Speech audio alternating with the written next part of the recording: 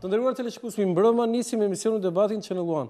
Pritet një garë interesante më 21 qershor për Bashkinë e Lushjes mes Fatos Tushës së Partisë Socialiste dhe Darion Gjindolës së Partisë Demokratike. Unë kam ftuar sot pikërisht kandidatin e Partisë Socialiste, zotin Fatos Tushë. Mbrëma, mirë se erdhët. Mbrëma dhe ju faleminderit për ftesën. E vlerësoj shumë që keni lënë gjitha takimet atje dhe keni ardhur në studio, po natyrisht që kjo është e dyanshme dhe ju besoj ndjeni mirë që flisim për publikun në një studio. Absolutisht, sepse dhe televizionet kanë vlerat e tyre në përcjellje të mesazheve ndaj qytetarëve. Si po shkon fushata, sepse specifika juaj është që ju keni mbaruar një mandat dhe kërkoni një mandat tjetër. I keni realizuar gjitha ato që keni premtuar në këto 4 vite dhe tani dilni përsëri dhe premtoni edhe ca gjëra tjera? Padyshim që nuk janë realizuar ato që do të dëshironte Fatosi si një qytetar i Lushnjës, si lindur dhe i rritur aty, ku po rriten fëmijët e mi dhe do të qëndroj po përsëri aty. Por mos harroj që shpeshherë ne themi që jemi në një periudhë tranzicioni. Dhe nuk e di vetëm këtu tek ne në Shqipëri, për shkak kësaj politike tepër të mbar, ndodh ky tranzicion 25 vjeçar. Se gjithë e kanë kaluar këtë fazën e kalimit nga njëri sistem në tjetërin, ish vendet komuniste, brenda 5 viteve u bën pjesë e Bashkimit Evropian dhe sot aderojnë në Bashkimin Evropian, kurse ne vazhdojmë të përdorim shprehjen jemi në tranzicion për shkak të politikës, edhe theksoj edhe një herë, sepse duke qenë drejtuesi i pushtetit vendor i majt dhe qeveria e djathtë, padyshim që shikojnë me syrin e njerëkës.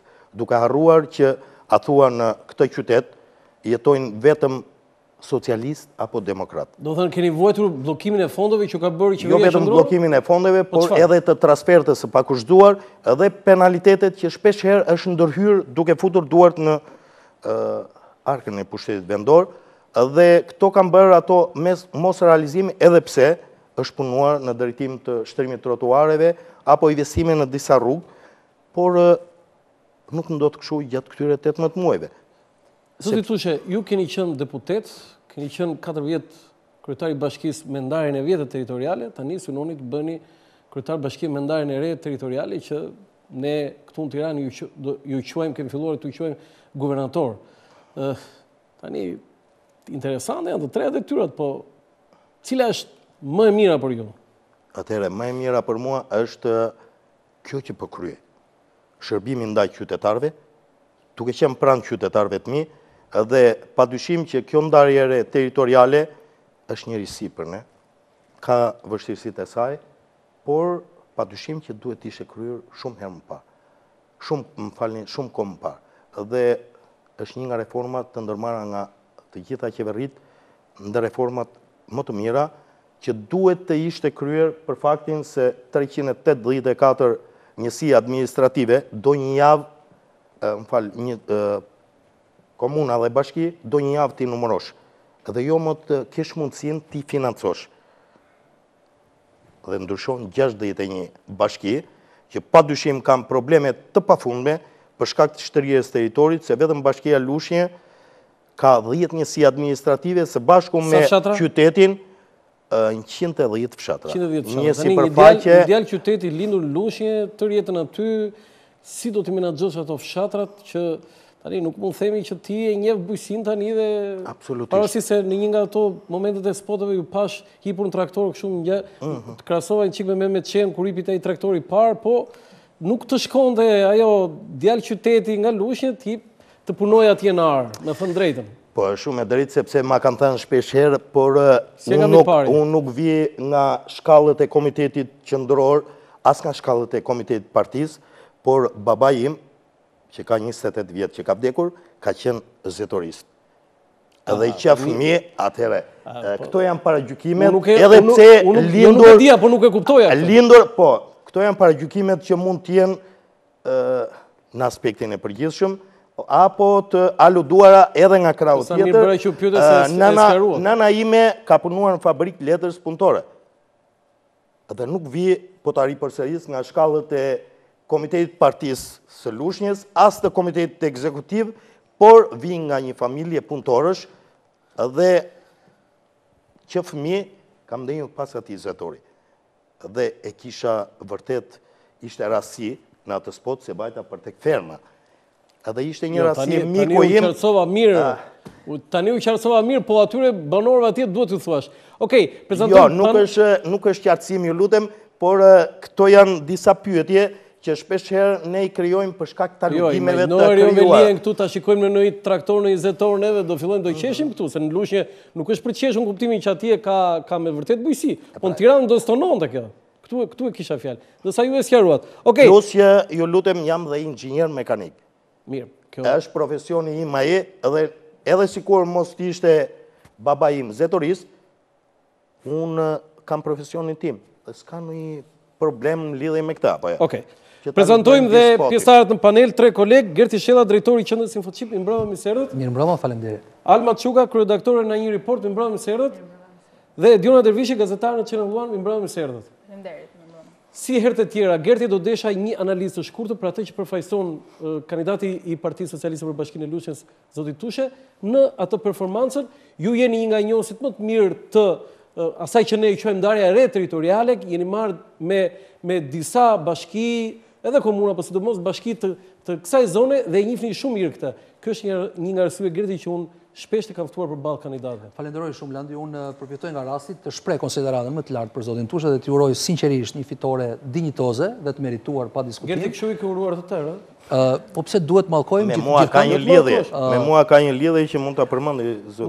Nuk e di këtë ta dia, nuk do ta bëj fare, mos doftoja fare. Jo vetëm që i kam uruar, por jam kujdesur që të uroj edhe kundërshtarët që hyjnë në garë, sepse në thelb në një demokraci gara përbën një arritje më vete dhe ajo duhet jetë sa më kompetitive. Është gara procesin në të cilin shpalosen edhe vetë alternativat e kandidatëve dhe unë shpresoj që një garë dinjitoze, pa diskutim, përfton një ofertë dinjitoze për qytetarët. Në këtë pikë unë mundohem të qëndroj koherent dhe ky është pozicioni tim. Edhe po të më ftonin në debatet tjera apo në diskutime tjera, do t'ju uroj po njësoj për garën fillimisht dhe le të fitojmë i miri. Për zotin Tushe më kanë konsiderat veçantë sepse për post reformës administrative territoriale, që ndoshta është e panjohur dhe unë do të shpjegoj disa, po themi, elemente që mendoj se janë, le të themi, të nevojshme për të kuptuar dhe për të adresuar. Unë kam pasur mundësi dhe kënaqësinë të bashkëpunoj me zotin Tushe dhe me Bashkinë e Lushnjës në atë që quhet një nga programet më të rëndësishme të promovimit të transparencës vendimarrëse dhe ku me zotin Tushe kemi pasur një bashkëpunim të shkëlqyer. Në terma konkret, Bashkia e Lushnjës është ndër ato pak bashki të Republikës së Shqipërisë që ka një kujdes të posaçëm në raport me atë që quhet njoftimi i vendimarrjes së Këshillit Bashkiak, që nuk kupton që vendimet e Këshillit Bashkiak duhet të njoftohen nëse duam që qytetarët të jenë transparent. Jo vetëm kaq, por nga përmasa dhe konsekuenca në të cilën programi që neve implementuam në Lushnjë dhe ku ishin pjesë bashkitë mëdha, Vlora, Durrësi, Korça, Fieri dhe kështu me radhë, ka qenë pa diskutim në mënyrën se si vijoi më i suksesshëm dhe për këtë unë ju përgëzoj publikisht. A ishte avantazh kjo? Pa diskutim është avantazh. Ju them se është avantazh që disa bashki nuk njoftonin. Ju them se është probleme. Ju them që po është e vërtet dhe problemet edhe për çudinë tonë dhe habin tonë në fakt verifikoheshin në ato bashki që kanë një, po themi, vetë reklamim që janë të hapura, transparente, moderne dhe që punojnë. Ato nuk i publikojnë vendimet. Ndërkohë që kur vinte puna tek Bashkia e Lushnjës, edhe pse ju e cekët në, po themi, hyrjen pas kujndave të programit që ka mbajtur një profil të ulët, profili mund të ketë qenë i ulët, cilësia ka qenë e lartë dhe unë këtë e them me zë të lartë sot në programin tuaj. Së dyti, dëshiroj të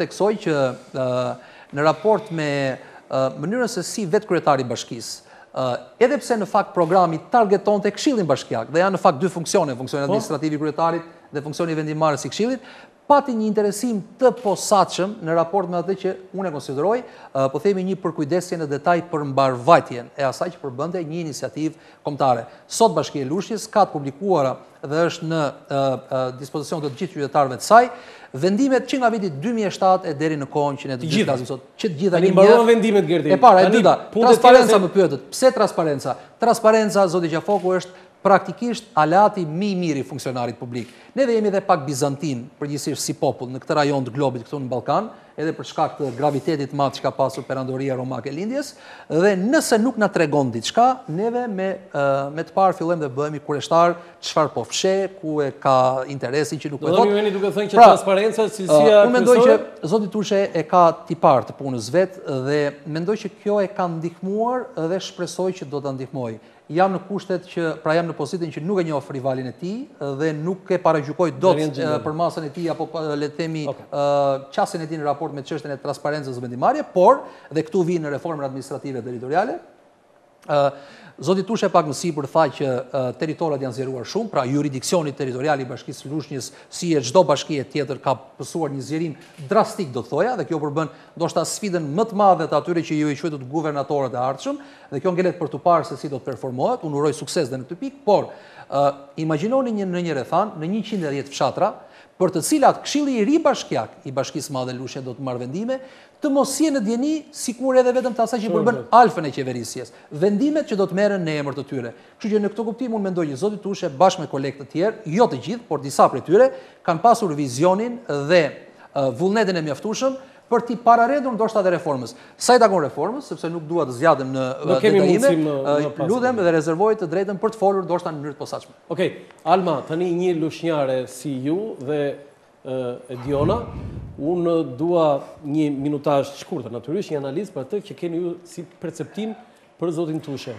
I ka bërë ato që ka premtuar? Tani përjashto ato që ka, ato mëkatet e qeverisë Berisha. Unë jam e prirur pak, të mos bëj lëvdata që në fillim, dhe jam e prirur që ato që kam përballë, ta vë përballë disa pyetjeve shumë konkrete.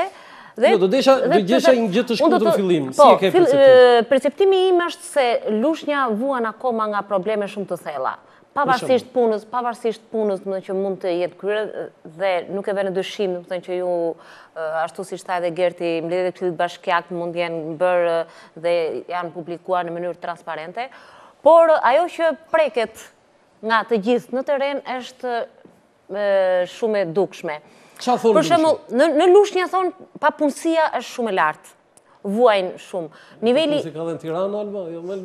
Janë qytetet vogla ku ndihet shumë landi dhe bujqësia është në nivele shumë të ulta dhe aty me sa di unë është dhe një treg shumë i madh, më të që administrohet nga bashkia dhe ai ka probleme shumë të mëdha, të cilat ne do i prekim edhe më pas, më thënë se cilat janë ato probleme. Lagjet brenda me sa kam parë unë nuk janë të sistemuara plotësisht, pavarësisht se ka ndërhyrje, kanalizime, rrugë, trotuare, ndriçime, nuk janë të... Kemi parë në Lushnjë. Jo më shumë se 2 javë, para 2 javë. Edhe rrugët brenda... Jo, nuk flasë për lagjen e Saravës, brenda në Lushnjë, ka rrugë që nuk janë të bërë. Plus, problemet e tjera, pastërtia në qytet, nuk është qyteti pastër. Unë isha vetë në treg, tek tregu fruta perimeve brenda në qytet, edhe kam kaluar komplet rrugët, nuk është qyteti pastër. Ka mungesa të kazanave, të plerave, më thënë që ato ndihen edhe tu në kryeqytet, të që janë në... Dhe ne këtu nuk i kemi më mirë. Ne i kemi më keq akoma nëse do të kemi kështu. Më vjen keq që ne lushnjarët arrim... Unë do të kap, thash që unë jam e prirur tek kritika, por gjithmonë duke të uruar që ti, më thënë, atë hap që ke ndërmarrë, që thua jam... Edhe si nesër jam qytetar i Lushnjës, edhe në çdo moment do të ngre zërin tim për atë qytet. Më vjen mirë tash dhe një nuk e vë në dyshim, Më vjen mirë që ju jeni kryeredaktore në një report, dhe s'kam parë ndonjëherë Lushnjën atje, që ndiem keq. Ashtu si kundër tek Top Channel që është ajo zonja tjetër që në çdo moment e ka paraqitur. Nuk është faji jo, no? Por si s'është faji jo? Nuk është faji jo. Është faji ne lushnjarëve. Nuk kam punë me zotin Qafoko, as me zotin Shella, është faji ne lushnjarëve. Që askush nuk di që kjo Lushnje është qyteti 2 kongreseve. Vetëm përmendet, lutem, vetëm përmendet Hambari Myzeqes për gru për misë. Jo, qytetarëve nuk mjafton... Është qyteti i njerëzve që kanë bërë që është qyteti kongreseve edhe kanë ngritur, të lutem zonja Çuka, kjo është historike, Cila është historike? Kongresit. Cila është qytetarëve nuk i intereson pjesa e historisë, më thënë, i intereson ajo çfarë jetojnë. Kam paraqitur të gjithë premtimet që kam bërë në 2011, ashtu si kundër edhe sot, që jam këtu, i kam me vete, ato flet pa losjet. Po se i kam edhe. Nuk kam paraqitur para qytetarëve shkopin magjik apo diellin e artë për t'ulur në lushnje. Atë lushnje të harruar 25 vjet. Por ne kemi harruar edhe vlerat tona. Edhe përmendim shpesh herë hambarin e Myzeqes, duke me uzditur që janë qyteti i 2 kongreseve. Para disa vitesh u pa një album të lutur. Këtë të dytin ju kongrese, të parin e dinëve. Atëhere, kjo është e keqja. Sepse të njëjtën gjë ka thënë një ish ministër, kongresi i arsimit, mikojnë. Që vendimet janë, ju nuk e dini.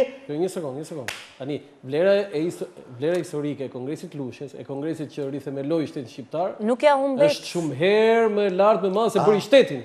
Po kjo që hodhi sistemen bazat e para të arsimit në Shqipëri. Ne flasim çfarë duan shqiptarët, çfarë duan qytetarët, çfarë duan. Shqiptarët duan atë ne prekim realitetin. Lushnjën e quajnë një qytet athuase është në Somali.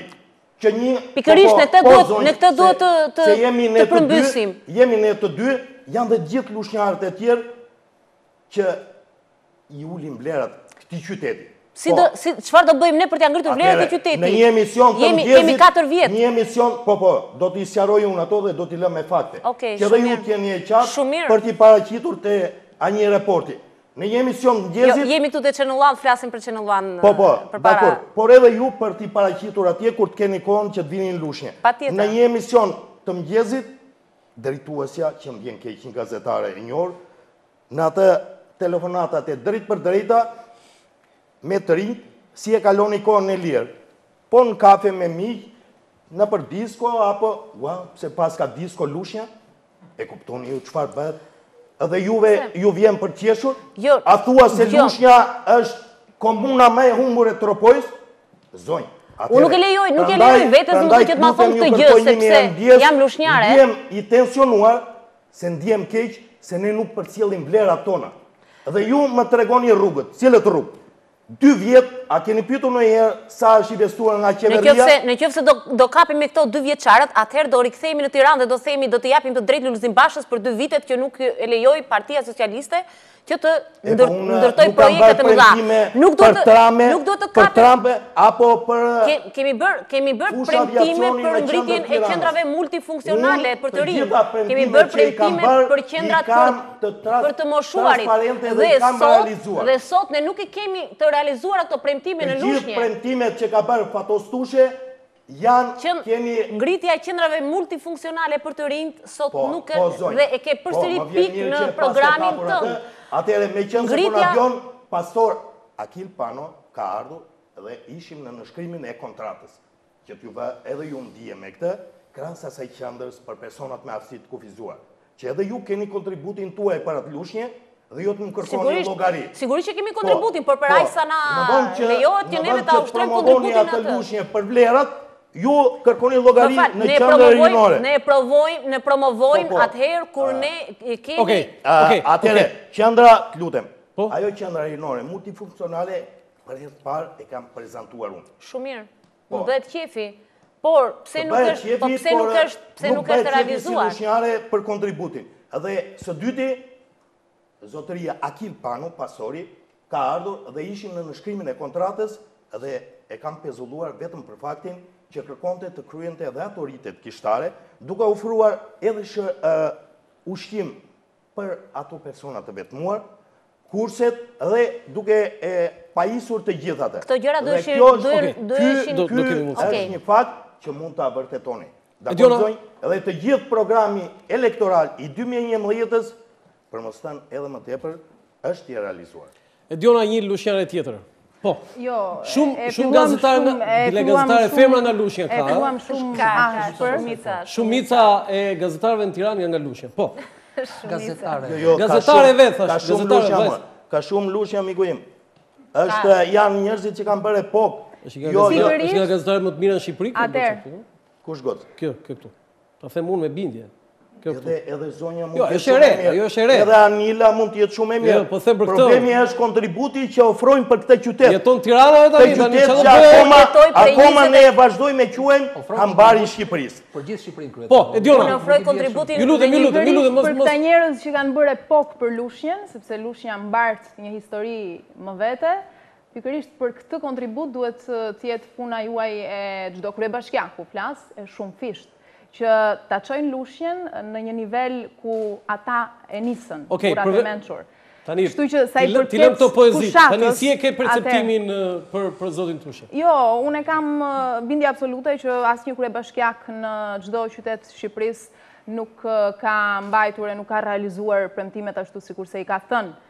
Tani arritje mund të quhet një përqindje relative e lartë, por që ka akoma shumë punë dhe më me detaje do hymë gjatë minutave. Diona, çfarë është një gjë që të pëlqen në qytetin e Lushnjës? Ti ke lindur në Lushnjë, ke jetuar, ke mbaruar 8 vjeçarin atje dhe pastaj e larguar. Shumë pak se jam larguar. Çfarë të pëlqen në Lushnjë? Një gjë. Mua e çuditshme, por në fillim kur të gjithë synonin Tiranën, unë pikërisht prandaj nuk e pëlqeja sepse ishte një qytet shumë i madh, i zhurmë shumë dhe nuk e gjeja veten. Po, dhe pikërisht kjo ishte ajo gjë e bukur që kishte Lushnja, ishte në pëllëm të dorës. Dhe ky është gjunau më i madh që kaq e vogël dhe puna nuk evidentohet më shumë, sepse është shumë e vogël. Tani lutem përgjigju pyetjes time, pyetjes tënde. Çfarë pëlqen një gjë në Lushnjë, në qytet? Një gjë që tani kur thua që ti kënaqe kur jetoj atje. Flisni nga puna e Jo vetëm nga puna e kryetarit Tushe. Një diçka që mund të jetë identitare. Kinemaja, pallati pionerëve, ka një gjë që çdo person është i lidhur me qytetin e vet. Jo, qoftë edhe një aktivitet që zhvilloi për shembull në kinoteatrin Vaçezela në qytet. Keni nxjerr Vaçezelën më? Unë kam qenë disa herë protagoniste, sigurisht që thjesht mjaftoheshe që hyje tek shkallët dhe sipër emrit madhes Vaçezela, sigurisht që ndiheshe dhe ka shumë Lushnja vërtet. Atëherë po ta bëj pyetjen, po ta bëj.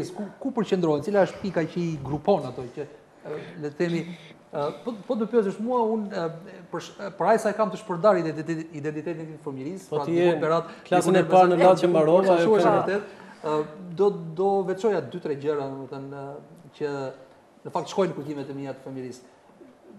Familja jote në Lushnjë, ku është, si thua, ku qëndron ai kujtim? Nëse sot ekziston apo jo ajo pjesë ku kujtimet e tua thriten për familjinë në atë qytet? Tani, mua në perceptimin tim nuk është se Lushnja si qytet në ato kujtimet e hershme ka ndryshuar shumë. Kjo është ajo që mua nuk më bind dot për të kundërtën. Domethënë, po të bësh një retrospektiv në memorien tënde që në fëmijëri janë prapa ato gjëra, është prapa ajo lulishte. Domethënë, nuk e di. Okej. Si po zhvillohet fushata? Që hyn në qytetin e Lushnjës, a mund të vazhdojmë për Lushnjën se si po zhvillohet fushata dhe si po zhvillohet gara në Lushnjë për bashkinë e këtij qyteti. Djegemi sërt dhe kthehemi sërish në studio.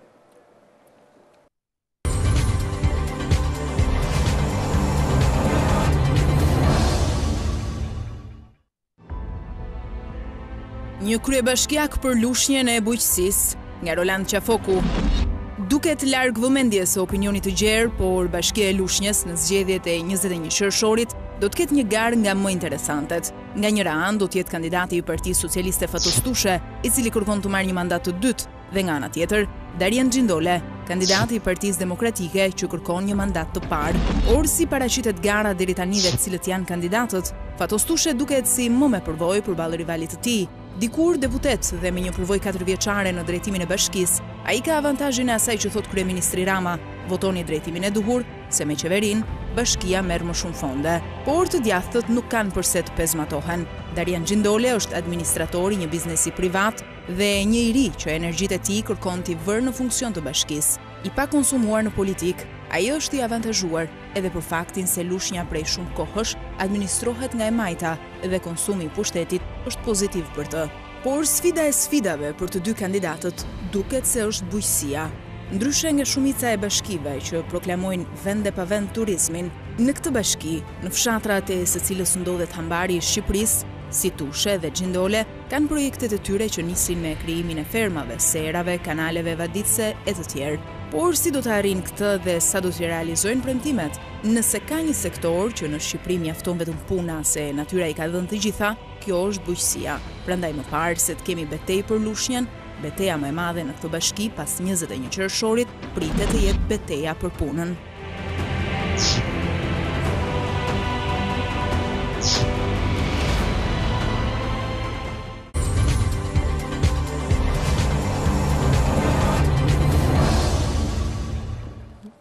Faleminderit, kthehemi në studio. Zotë Tushe, si po shkon gara në raport me kandidatin tjetër? A është ajo një fushat e qetë larg sulmeve personale që ne jemi mësuar që t'i shohim rëndom? Absolutisht, nga mua as nuk do të ketë as më të voglin shqetësim apo debat në drejtim të problematikave të krijuara. Po? Sepse publicisti i njohur Jacques Attali i Francës është shprehur në një takim, në një prezencë që ka patur në Shqipëri, që në botën demokratike fushatat nuk janë përplasje apo përballje ndërmjet individësh, po janë paraqitje idesh dhe projektesh përballë qytetarëve. Dhe në rastin konkret, unë e paraqita një program qeverisë, jo elektoral. Po, mund ta thuash shkurt me disa pika. Jo, dhe duhet të di edhe programin që duhet i paraqesi qytetarëve të lushnjës kandidati tjetër. Na i thoni ju me disa pika, shkurtimisht, ku mbështetet programi juaj? Atëre, është i mbështetur në disa programe që fillon që nga infrastruktura, duke qenë që baza e zhvillimit ekonomik të qytetit është bujqësia, blegtoria dhe industria agro-përpunuese dhe agroturizmi. Dhe ku mbështetet ky agroturizëm? Mbështetet tek ajo shtëpi kongresi, tek ai manastir, tek rezervuaret që janë perla në qytet,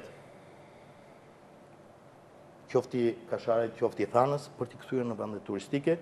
Po Thana bie tash në territorin tuaj apo është në diskuqones dhe midis? Kush e merr Thanën? Po merr Agencija Administrative e Pjesëga.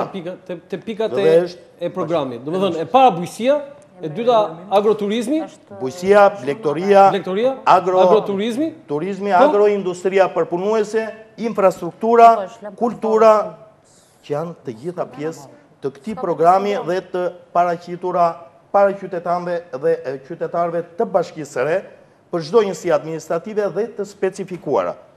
Si do alternohet menaxhimi i qytetit, që në një bashki me atë të fshatrave dhe komunave dhe njësive që kanë qenë dikur, sepse unë thash pak më lart që ju jeni njohës shumë i mirë i qytetit, por pjesa tjetër edhe për shkak të ndarjes territoriale ka specifika, zoti Tushe. Zoti Qafoku, mos mendoni se përgatita unë programin e bujqësisë, mora që nga profesorat të lauruar me titull profesor, që është drejtuesi i Institutit Kërkimeve Bujqësore në Lushnjë, edhe të gjithë specialistët e mirëfill të bujqësisë, edhe arrita dhe në debate për të ngritur disa territori apo zyra pranë çdo njësie administrative që do të jenë për bujqësinë dhe blegtorinë zyra asistence që sot fermerët nuk dinë se ç'mbjellin, nuk dinë çfarë pleu të marrin, nuk dinë çfarë fare të marrin, sepse ka probleme edhe në një fshat fara e ministrit, duke mos qenë e kontrolluar,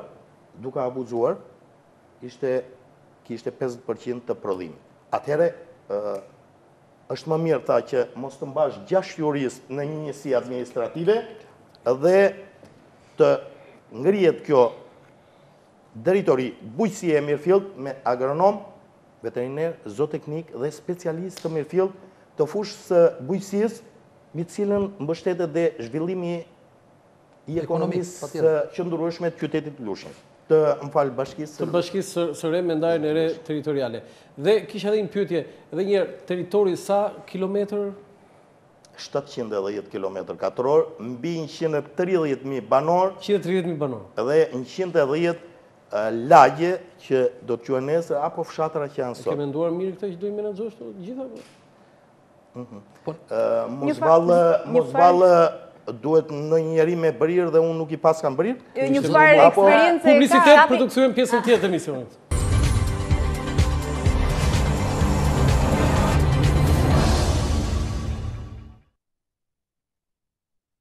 Faleminderit, kthehemi në studio.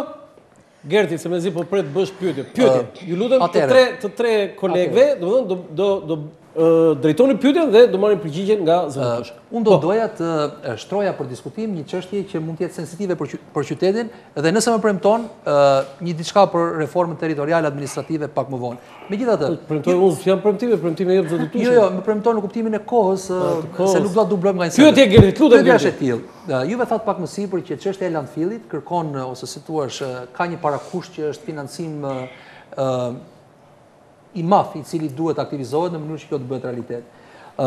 Nga kontaktet e mia të shumta që kam në qytetin e Lushnjës, një miku im, ju a them në mbyllje të programit, më bën një llogari të tillë, duke marrë shkas nga pohimi tuaj pak më parë, që vetëm në tregun e qytetit të Lushnjës, për shkak të një koncesioni 3 vjeçar që Bashkia e Lushnjës ka dhënë për çështjen e parkimeve, dhe shpresoj që ju të jeni me ne kur vjen puna tek motorizimi, dhe jo me ata që janë me këmbësorët. Uroj shumë që juve të jeni edhe për shkak të asaj që na tregua si një episod shumë elegant dhe të bukur, me motorizimin dhe me lëvizshmërinë. Thotë që bëm këtë llogari. Nëse ka 500 makina në ditë pak a shumë për llogaritur. Ma more se e kisha përgatitur. Dhe ku praktikisht për llogaritet që të ardhurat të jenë diku rreth 900 milionë lekë në vit, pse duhet që, po themi, menaxhimi t'i kalohet privatit, nuk di cili është raporti cilin merr Bashkia, po kur do të mjaftonte ndoshta vetëm menaxhimi i këtij territori në mënyrë të drejtë për drejtë nga Bashkia, për të bërë të mundur edhe, po themi, gjenerimin e këtyre financimeve që duhen për këto gropat e rënda, të rëndësishme dhe që ndoshta shpeshher i kanë fundosur qeveriset vendore, edhe në raport me atë që përbën një pritshmëri legjitime të qytetarit. Kjo ishte pyetja ime. Faleminderit. Po marrë spundo sepse shpesher ne bëhemi kontradiktor dhe mundohemi të gjejmë pyetje me qenë se edhe zonja Alma e paska përgatitur atë tregut, se shpesher ne diskutojmë tregun, diskutojmë vendin e... Sa po merrni me mesazh? Jo, lutem, asnjë lloj paragjykimi, ju lutem, duhet mirë kuptoni. Diskutojmë tregun, diskutojmë vendin e grumbullimit të mbetjeve, që është që nga 86-ta i krijuar atje. Edhe qenë qytetarët që u afruan duke ndërtuar atje, edhe ne po mbytemi. Atëherë kush po mbytet? Në 86 nuk lejoheshin ndërtime. Do ta sqaroj edhe këtë. Dhe në lidhje me tregun e pare punës, ju thash që po marr spundo nga zonja, që papunësia është e madhe. Atëherë ishin të punësuar këta tagra mblesit, siç ndodh të rëndom, apo si që janë sot këto shoqatat e ujtjes dhe baditjes, që nuk e di që funksion kanë. Që për mua, edhe pse është drejt ndryshimit ligji mbi shoqata, vetëm mbledhin lek edhe arkëtojnë një pjesë shumë të vogël. Dhe ujin pasaj është problemi i kryetarit komunës, i kryetarit bashkisë, deri sot, apo nesër i Fatos Tushes që nuk dërgon ujin, se s'ka pastruar kanalet e dyta dhe treta që si pas ndryshimit ligjor i kaluan pushtetit vendor për të menaxhuar. Jo, çështja është e tillë kryetar. Atëherë, ishte ka papunësi. Edhe nga ana tjetër nëse Bashkia ka le të themi një krizë në kuptimin e gjenerimit të ardhurave. Shpresoj mos jetë kështu sepse territoret janë shtuar dhe baza e taksueshme do të shtohet detyrimisht. Por nëse janë këto dy premisa, pse duhet futet në lojë një privat të mbledh këto lekë të pakta? Kur Bashkia ka vërtet, po themi, hapësira dhe, po themi, vrimat mëdha për të mbushur, dhe i mungojnë financimet. Atëherë, absolutisht të ardhurat që gjeneroheshin dje, duke qenë këta të punësuar, me të ardhur që gjenerohen sot nga një nën-kontraktor, nuk krahason. Dhe kjo ishte arsye, ashtu si kundër bëra dhe parkimin me pagesë, edhe pse ne kemi problemin me ndërgjegjësimin tonë, dhe mungesën e kulturës, nuk flas në Lushnjë, por në të katër anët e Shqipërisë, duke qenë që i quajmë abuzime, i quajmë vjedhje, po me një kompani tjetër, për të siguruar rregullin në qytet, dhe kam prishur atë kontratë, edhe kam vënë punonjës të bashkisë. Pra, është prishur kontrata koncesionare, apo jo? Po. Ky është lajm atëherë dhe unë besoj që jo i tregut, i parkimit të qytetit. Po gjysmë të keqes. Atëherë, cili është lajmi? që nuk ofrojnë të ardhura dhe nuk grumullojnë të ardhura dhe nuk ofrojnë shërbime për qytetarët, se duhet të paragjykojmë drejtuesin, duhet të paragjykojmë Gert Shellën. Mos keni merak për atë punë, se ato lekë janë në xhepat e qytetarëve, kështu që mos bini keq. Zonja, ata nuk janë kryer investime. Këto investime nuk kryen me frymën e shenjtë, kryen nëpërmjet këtyre të ardhurave. Atëherë si i gjejmë mundësitë për të gjeneruar këto të ardhura që të ofrojmë ato shërbime. Me qenë se jemi këtu në këtë pikë, Alma më fal, e mbyll këtu diskutimin. Kryetar, këtu në Tiranë e mbyll fare, s'ka problem. Patëm një çështje shumë të rëndësishme në raport me një aferë që kullonte në çdo nen të saj, korrupsion, që ishte koncesionimi i hapësirave publike për parkim të kryeqytetit një firme të vete private. Pra, monopol, korrupsion, 30 vjet, varfërim masiv të qytetarëve edhe në lagjet e tyre. Kjo është një çështje e rëndësishme. Duhet keni parasysh që në fqinjin tuaj të madh, me të njëjtin profil ekonomik që është Fieri, problemi i koncesionimit parkimeve gati e penalizoi përfundimisht jo vetëm kryetarin, por edhe administratën e bashkisë. Unë nisem nga pozita shumë dashamirëse në bashkinë në raport me juve dhe me Bashkinë e Lushnjës. Ka shumë mënyra të tjera për të gjeneruar të ardhura, se sa me dhënë me koncesion kasën ku priten para. Leti pres bashkia, nuk ka nevojë të hyjë në ekuacion privati dhe për këtë ne duhet jemi të qartë.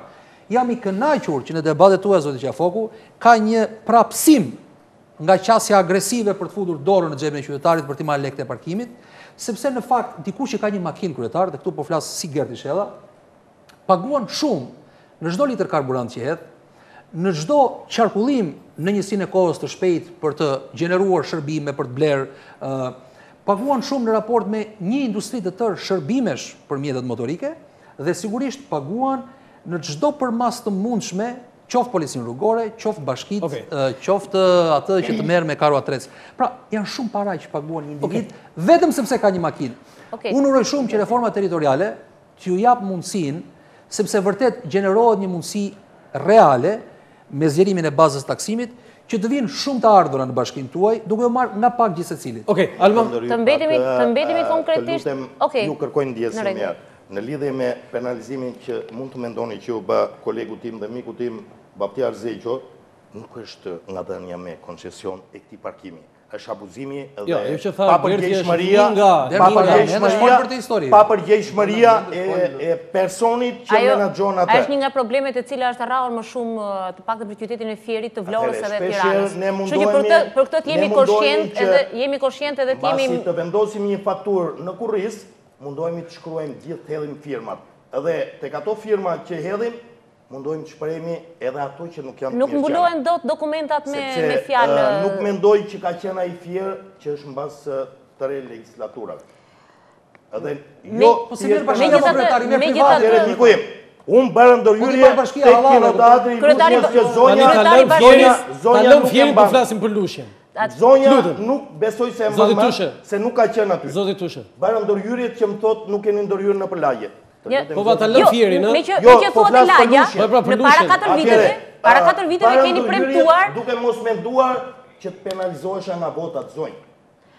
Isha unë që bëra ndërhyrjet në 3 kate, në 3 kace, 2 kace... Ne na lidhë drejta të besojmë që kandidatët, kur dalin për fushat, bëjnë ato premtime që nuk penalizohen, që nuk i penalizohen për votë. Para 4 viteve, ju keni premtuar urbanizimin e plotë të lagjes 18 tetori. Dhe sot vini në program me të njëjtën, nuk kam, të thash kam 2 javë. Dhe sot vini në program 924 milion që fillon punë. Që fillon punë, që s'ka filluar akoma. Po flasim para 4 viteve. Zoti Tushe, po flasim para 4 viteve. Dhe para 4 viteve keni bërë një premtim. Dhe sot vini me të njëjtin projekt nga qeveria e PD-s. Duke marrë kontakt edhe me kryeministrin, edhe me kryeministrin ish kryeministrin Sali Berisha në Zyrë. Keni takuar në Zyrë?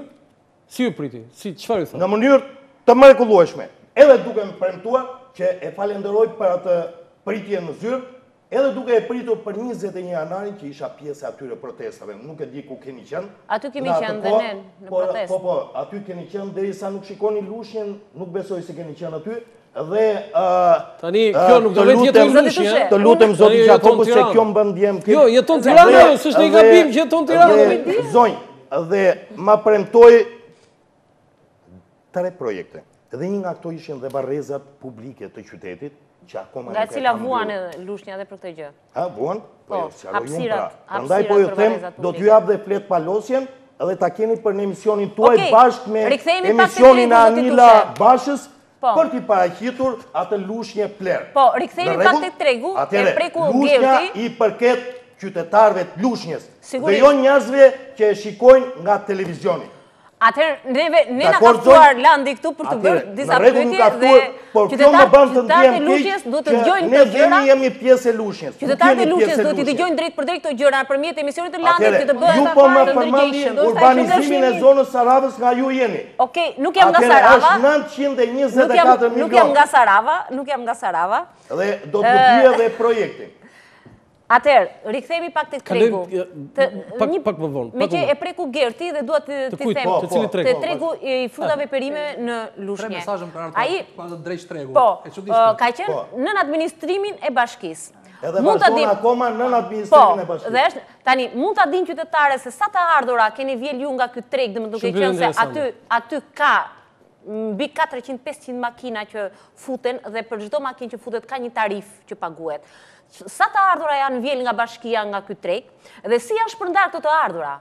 Po. A ka një transparencë? Në lidhje me këtë. Këto i menaxhon Fatos Tushe nëpërmjet xhepit tyre. Atëherë prandaj po them, nëse do flasim për transparencë dhe me seriozitet të pyeta. Nëse do flasim dhe do të jemi serioz, ju e dini shumë mirë që të gjitha të ardhurat ai tregu i shumicës i fruta perimeve që do të zgjerohet.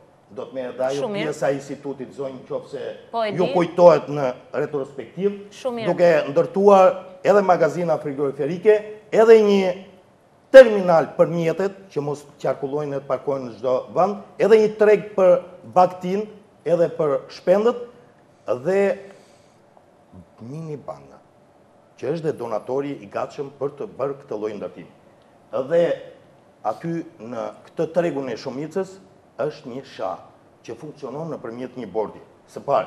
Së dyti është Këshilli Bashkiak që merr vendimet në drejtim të menaxhimit të ardhurave. Deri tani ku kanë shkuar këto të ardhura? Ato janë përdorur edhe për investime. Ato të ardhura.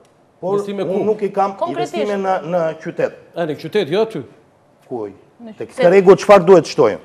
Sepse tregu u shtuaj. Zoti Qapu, ajo është një investim i Bankës Botërore që është lyer brenda 2 viteve, $500,000 dhe është bërë një shtesë në rreth 18 milion lek, 180 milion lek vjetra para 5 viteve, edhe nuk ka territor tjetër aty.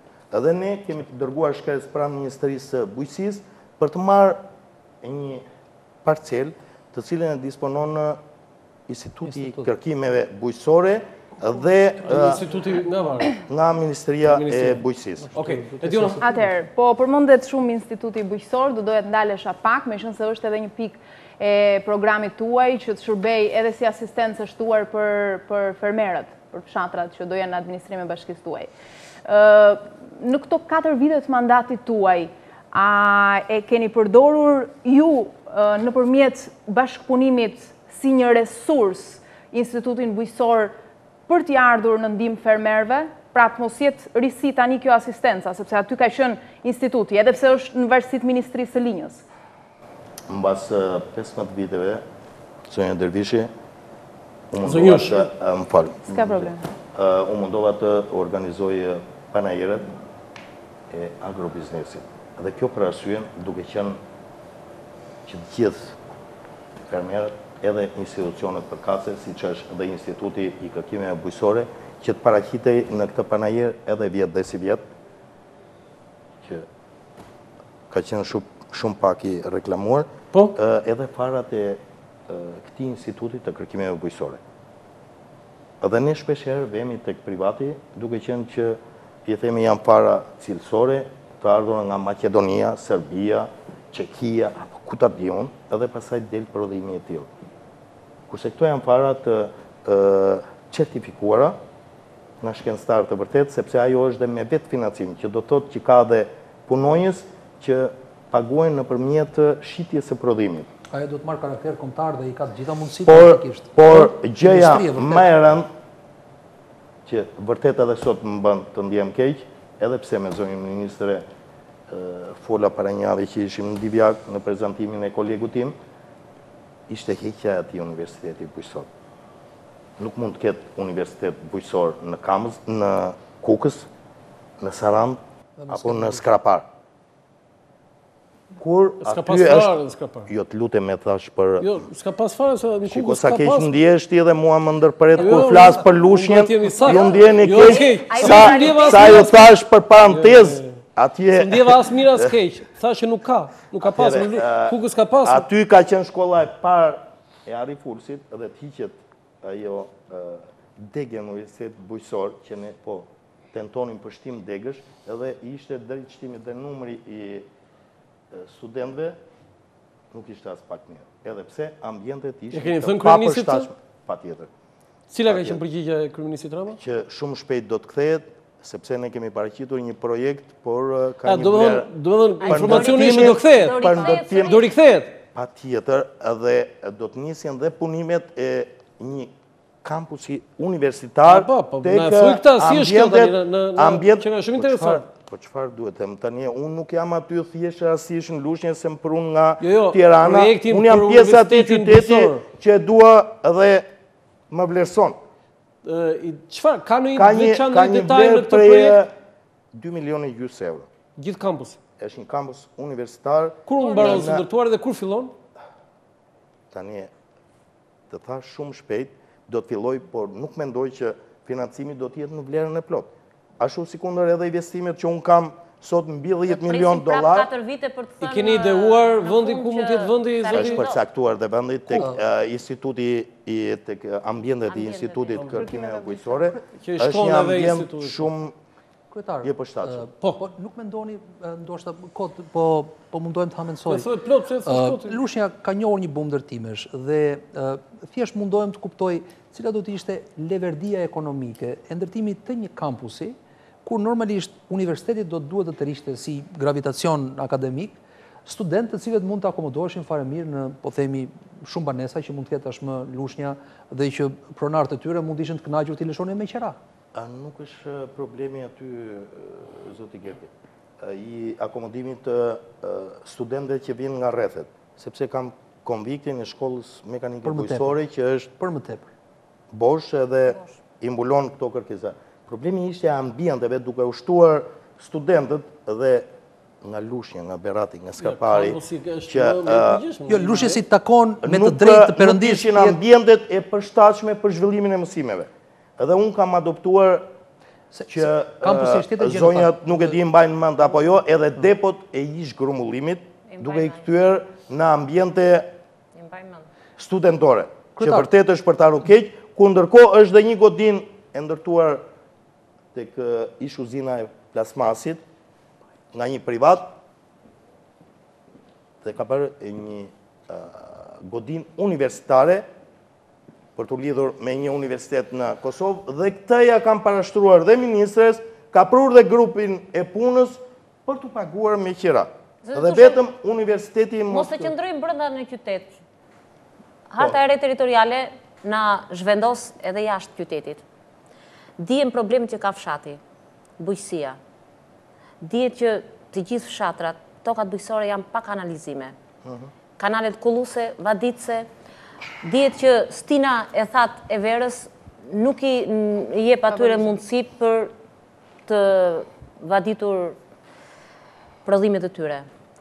Çfarë do bëjmë në këtë drejtim? Po.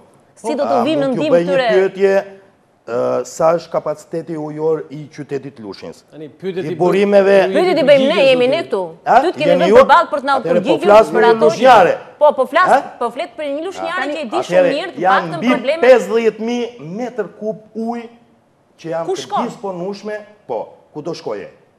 Sepse duke u keq menaxhuar... Sistem vaditje. Po, më zë. duke u keq menaxhuar edhe duke u hedhur lekët në përgjepa edhe në kanal rrin akoma kallamat. Na thoj projektin si do të bëhet. Sigurisht ashtu, po do ta them, mos unë citoj çka ke. Këtu jam për t'ju përgjigjur. Deri në 1 natës jam i drejt për drejt. Mua nuk më vjen mirë që ju flisni. Jo, ne po flasim realitetin. Cilin realitet? Realiteti ky është. Realiteti është si t'i japim realiteti është ky. Zgjedhjen këtyre qytetarëve. Dhe kanalet e dyta dhe treta i kalojnë për menaxhim pushtetit vendor. Ku ndërkohë të gjithë njësitë administrative apo komunat krahas foristradave që blend parat kur ulën nëpër karrige, atyre makinave të mëdha, ku ndërkohë buxheti ishte 100 milion të vjetra dhe blej makinën 30 milion, pa ulur mirë, edhe këto nuk i shikojnë ne, sepse na duhen këto na, apo jo. Ne kërkojmë llogari tani si t'i japim kanalet. Dhe duke qenë që kanë edhe mjete motorike, skrepa dhe kamiona, plus mjetet e bordit kullimit, sepse bordi kullimit do t'jem bërë si pushtet vendor, si drejtoritë e bujqësisë, që zoti inshallah mund të shpjegoj më mirë, apo të gjitha institucionet e tjera, dhe prandaj ka të mirën e vetë kjo, edhe pse është njërisi, dhe kërkon njoje bazë ligjore, edhe prandaj dhe USAID-i e ka lënë që të përfundojnë 2017-ën Po nuk është vetëm USAID-i, ka donatorë që janë më kuptim plot në raport me, po themi, pushtetin vendor dhe USAID-i është vetëm një. Por është fakt, reforma administrative territoriale ka shumë sfida, ka shumë panjohura, por besoj që juve, bashkitë e mëdha, pra sefte, po themi, për të folur thjesht, do të asistojeni fuqimisht nga qeveria, në mënyrë që reforma të mos rrezikojë të keq kuptohet në momentin e implementimit vet, dhe besoj për këtë arsye juve shumë shpejt do të vinë, po themi, organigramat e gatshme, cila do të ketë një drejtori të pyekullotave, drejtori bujqësie, do të ketë, ku ta di unë, drejtori për bordet e ujrave, ujësjesën e kështu me radhë. Dhe duke qenë mjetet, më fal, pra do të ketë asistencë kryetare. Edhe të bordit të kullimit, do të përgatitet një program krahas mjeteve që ka sot Bashkia Lushnjë e qytetit. Mjetet që kanë gjithë komunat do të janë asetet Bashkisë Lushnjë nëse. Që pa dyshim do të menaxhojnë ato bashki. Edhe do të ketë një, rezervuaret, ka një plan konkret për të përdorur në funksion të vaditjes? Përdoren ato, po problemi është që zvetë ujë. Po nuk shkon nëpër tokat e. Atëre. Po kush problemi? Nuk ka një rezervuar i thanës. Sepse është për gjithë pjesën. Unë nuk e di sa janë vlerat monetare të hedhura nëpër kanalet dhe akoma ne kemi kallamat dhe kanalet bllokuar. Lushnja e di pse nuk u përmbyt këtë vit, se Lushnja do ishte katastrofa më e madhe. Vetëm për shkak të pastrimit të emisarëve kryesor. Pra, duke u punuar me seriozitet, mund të arrihet dhe atje, që nuk ka përmbytje. Por, kjo do të bëhet nesër me kanalet e dyta dhe treta dhe bordi i kullimit do të menaxhoj vetëm emisaret që janë 7 kilometra në gjithë territorin e Lushnjës, emisaret kryesor. Zoti kryetar, me qenë se jeni kryetar dhe shanset i keni ta themi hapur shumë të mira për qëndësërish kryetar apo guvernator. Gerdo, është pjesë fushatë dhe kjo, po bën fushatë. Patjetër, po ju na keni ftuar për fushatë në kontekst fushate, kështu që në këtë pikë mos u habisni pak. Dhe simpatin ndaj merë, ndoshta është drejtuesit si pëlqen kjo që mund të jemi prapë. Kompreson edhe neve.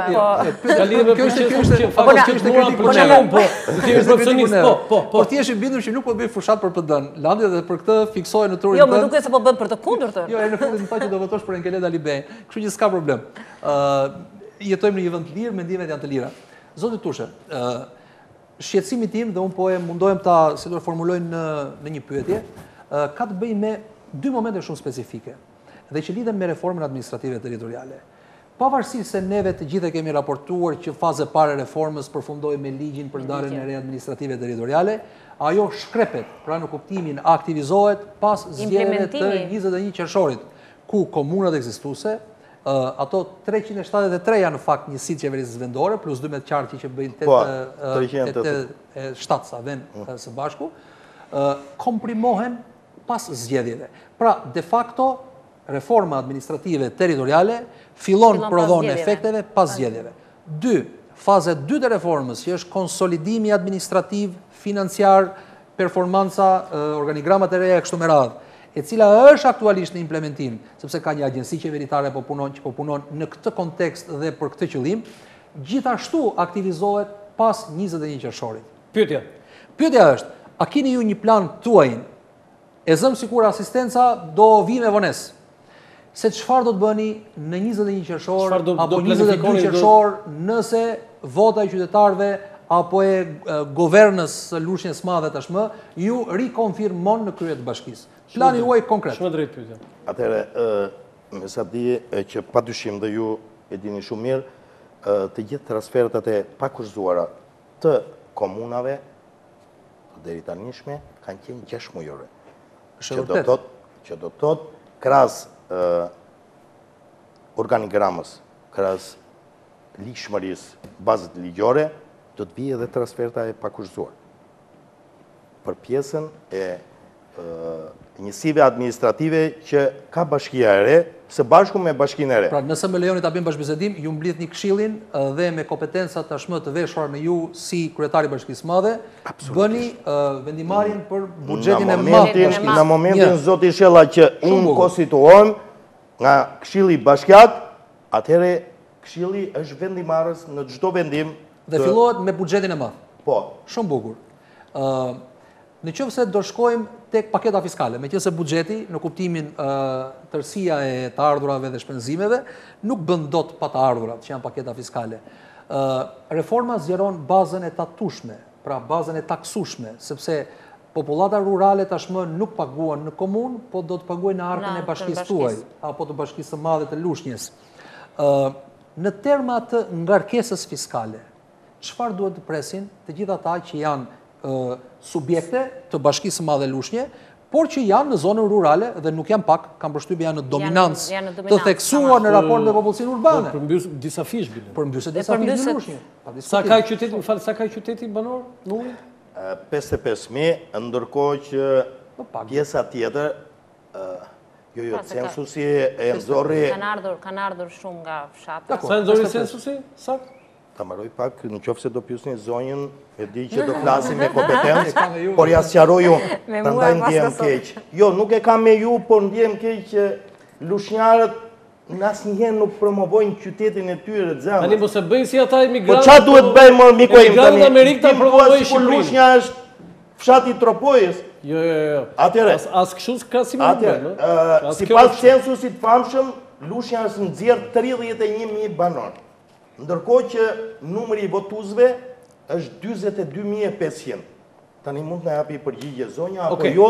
A ka kategori të moshës nga 0 deri në 16 vjeç në Lushnjë? Okej, publicitet për të kthyer pjesën tjetër të listë. 55.000 banor.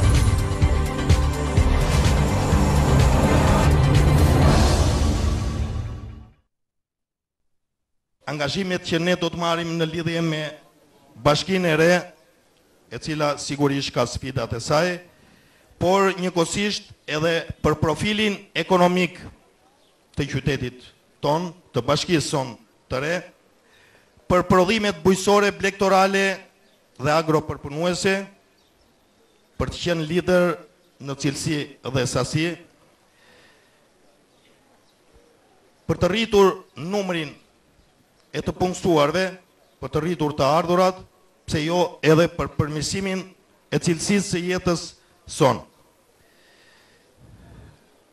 Padyshim nuk mund të bëje mundur pa mbështetjen e qeverisë së rilindjes dhe kryeministrit, rruga Toshgës Zhelizhan Mazhaj, e cila do t'i shtohet fondit, do t'i bashkohet fondit të rrugëve rurale për të ofruar qytetarët dhe produktet e tyre më shpejt afër tregut, vend grumbullimeve, pse jo dhe bazës përpunuese. Gjithashtu, projektet tjera janë dhe financimet e disa shkollave në Bashkinë e Re që ne përfshim, por shumë shpejt, sepse harrova edhe rekonstruksionin e gjimnazit 18 tetori, që është një nga 10 shkollat më të mira në Shqipëri, por shumë shpejt do të bëhet i mundur dhe ndërtimi i shkollës në Kashbardh, që vërtet është një nevojë imediate.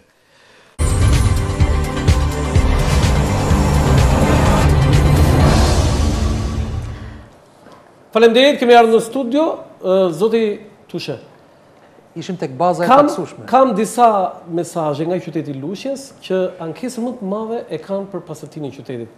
Kishin drejt të dyja vajzat që e përmendën dhe përsëritën këtë gjë. Mungesë koshash, nuk pastrohet rrallë, nuk lahen rrugët e tjetër. Dhe janë disa mesazhe që unë po i përmbledh në një. Cili është komenti juaj që të drejtoheni këtyre qytetarëve që e kanë si ankesë këtë? Absolutisht ka probleme në drejtim të pastërimit edhe të gjelbërimit, sepse janë sipërmarrje të cilat i gjeta në momentin që jam ulën në karrigën e kryebashkiakut, edhe me deficite të krijuara të mëparshme, edhe akoma vazhdojmë me deficite, por javës që vjen është kryer një prokurim në lidhje me 50 kontinierë. Edhe pritet një financim nga ana e Raiffeisen Bank për 100 kontinierë tjerë, ashtu si kundër Bank Alfa Bank. Kjo është për Bashkinë e Re apo Bashkinë e Vjetër? Jo, bëhet fjalë për Bashkinë e Vjetër. Po tani i gjetë tani në fund? Pse duhet qytetarët të presin vetëm fushatën për të parë disa do të jetoj prapa atje zoti Qafokut. Po tani i gjetë 10 ditë e fundit fushatës? Por harroni ju pse nuk shtroni pyetjen. A nuk duhet jemi gjithë të ndërgjegjshëm? Sepse unë që po flas këtu, djali im e ka 10 metër kontinierin atje. Del nga porta e shtëpisë dhe e merr qesen me llozha e hedh jashtë. Edhe shiko çfarë bën bashkia, i lë në rrugë. Atëherë, a nuk duhet jemi edhe ne pak të ndërgjegjshëm? Kjo është më së drejtë. Po. Në Tiranë ka dhe qedhi dhe nga dritarja dhe nga balkoni. Jo, po na i bjen tek porta e shtëpisë nga pallati. Por, kjo në justifikim që qyteti nuk lahen rrugët, ë? Atëherë, kjo është njëra anë. Nuk po justifikoj firmën sipërmarrëse në kryen e punës dhe përgjegjshmërisë. Por, absolutisht, në çdo moment kërkojnë ndërgjegjësim edhe nga ne. Se ne shpeshherë u mbollën pemë të reja tek rruga Misomame apo tek gjimnazi, se zonjat e din 18 tetori që është një nga 10 gjimnazet më të mirë në Shqipëri, për shkak të... Kjo s'ka lidhje me bashkinë, Jo, s'ka lidhje me bashkinë, ka lidhje me qeverinë kjo dhe kooperativat. Nuk janë pjesë e qytetit ato. Jo, s'ka lidhje me punë e bashkisë që gjimnazi cilësor. Kjo ka pak lidhje me tuizëm, kështu që s'ka lidhje me bashkinë. Mbajtjen e gjimnazit, apo e? Po thosha për cilësinë si më dhënie. Është bashkia që po ofron ato këndet e lojrave dhe ta të fush... Tani është 10 më të mirët për këndet e lojra, është për cilësinë e mësimit? Jo, është për cilësinë e mësimit. Cilësinë e mësimit s'keni ju lidhje. Janë gjitha të bashkalidhura, se në qoftë se do ishte pajama, nuk mund të ofroje ai... Zoti Tushe, keni qenë kryetari i bashkisë. Para 4 viteve kur morët detyrën si kryetari i bashkisë, domethënë morët votat e qytetarëve. Sa borxhe kishte bashkia, me sa borxhe u la, dhe sa borxhe ka sot bashkia që ju drejtoni? Atëherë, se janë nisën dhe drejtuesit atë, këto duhet i keni live aty nga personat që i kanë kurris ato dhe mundohen të bëjnë politikën. Jo, unë po ju pyes